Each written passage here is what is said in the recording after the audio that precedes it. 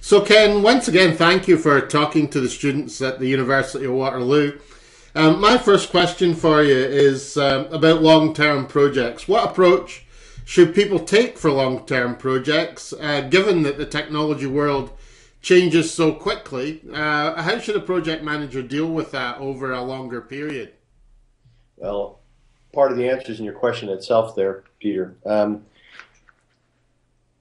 Long-term projects in and of themselves are something you have to watch out for. If you can't break a longer-term project into a series of deliverables that deliver business value, and let's say inside 6 months you got a problem, I wouldn't want to have to go to a sponsor, a group of people I'm working with, and saying, look, this thing's going to take 2 years to roll out. Things will change in 2 years, and you won't know if it's working till the very end. I suggest all those kind of projects be broken up into pieces. I don't like to see anything that can't be delivered inside 6 months. I'm on a project right now in Edmonton where we're pushing business value every 6 months. If it's an interesting discussion to have with senior management, if you're saying to them, this thing is so big that you won't have any indication of how it's going until you flip the switch at the end. That's a big, risky project. You want to be able to say, here are measures of success at the end of the project, but there also have to be interim measures to say, as we're progressing, at this point in time, these things should be true to tell us that we're proceeding apace towards a successful outcome. And the simple answer is break a big project into a number of smaller projects. Anything that runs over a year, I'm deeply suspicious of to begin with. It makes sense. And so, as you manage a project, what's important to you in terms of measuring progress to keep it on track? Well, I think let's start with what we do wrong. You'll notice that most status reports focus on budget and they focus on schedule.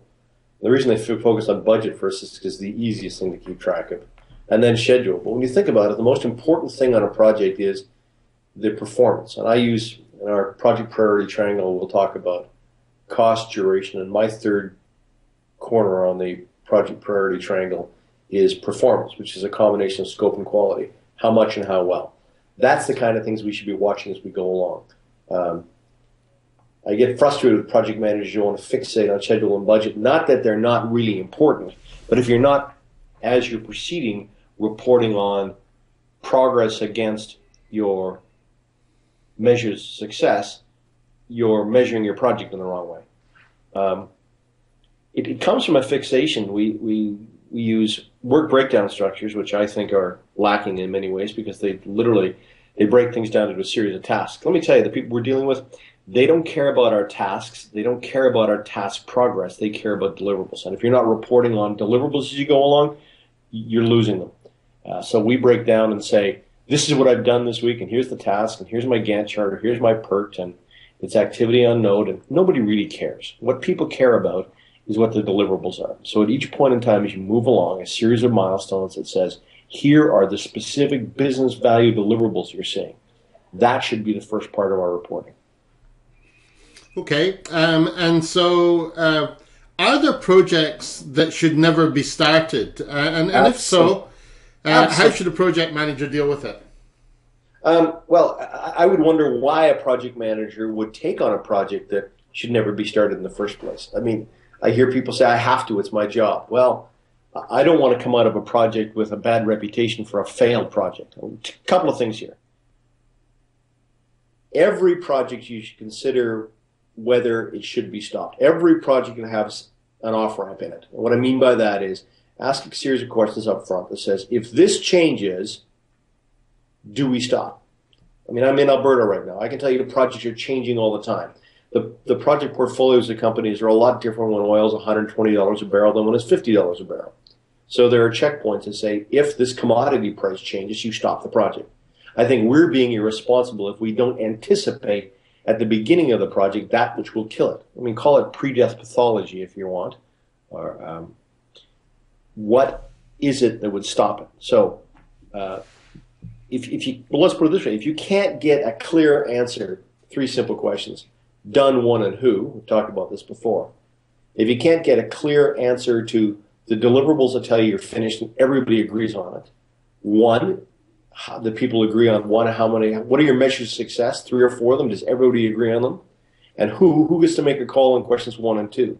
If you haven't got an explicit answer to those 3, don't even get started, because that's your first indicator that you're badly misaligned on a project.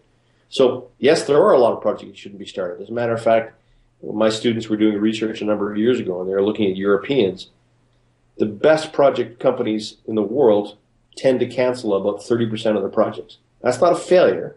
That's anticipating that conditions will change and certain things don't make sense. That's just good practice.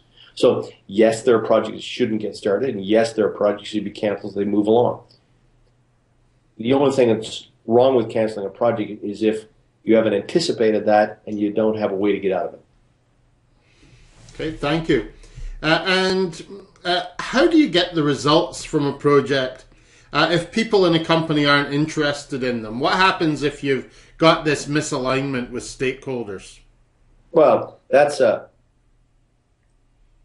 troubled project to begin with. That's one of the first things you do. So on my projects, I more often start with what I'll call a stakeholder breakdown structure than I would with a work breakdown structure. And that's ask the question, who are the stakeholders who have a vested interest in this project? What do they want from it? And what deliverables will meet those objectives? And if there are people that I need to have online and they don't have an interest in the project, that's the first thing that goes to the sponsor, assuming you've got an engaged sponsor. That's a marker of a project that I wouldn't want to take on. If you can't point to someone and identify what's in it for them, why are you doing the project in the first place? Now, if management says this must be done, well, then that's their declaration. They come on side. That's not a burden for the project manager to bear. That's a burden for senior management to bear, with the project manager's help, of course. Thank you.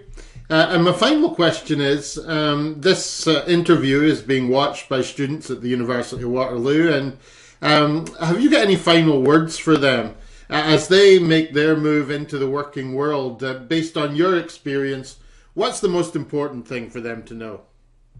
Well, Peter, you changed up on me a bit. I think these are a different set of questions than we were talking about last time, so you're going to have to give me a minute to think about them. The first thing I would say, people coming into the project management world, always look at it from the perspective of other people. You don't look at a project from what you want out of it. You're just one of many stakeholders. The best project managers are always asking what's in it for other people, and they're always asking the fundamental question of why. If you're a why person, you're likely to be a successful project manager. I would also encourage students not to become project management mechanics. And what I mean by that is, don't for a second think that because you get your project management education, then you write your PMP and that makes you a competent project manager. I think that's just the entry point. That's just the beginning. If you can follow what's in PMBOK, that makes you a project management mechanic, and there are roles for them, but they're not going to be senior project managers. I'd encourage project managers to reach outside of what they do, read widely. It's amazing. I find people that are project managers are very technical. They don't, as an example, they don't read any fiction. I find that unbelievable.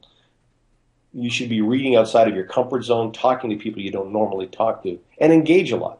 I mean, the indicator of a successful project manager is somebody who's better engaging people.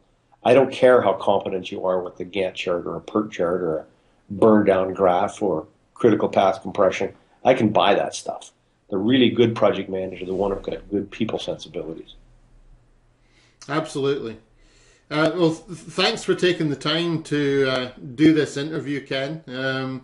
It's taken us a little while to get it to work, but I think we've got something that will hopefully be useful to the students who will be watching it. You're most welcome, Peter.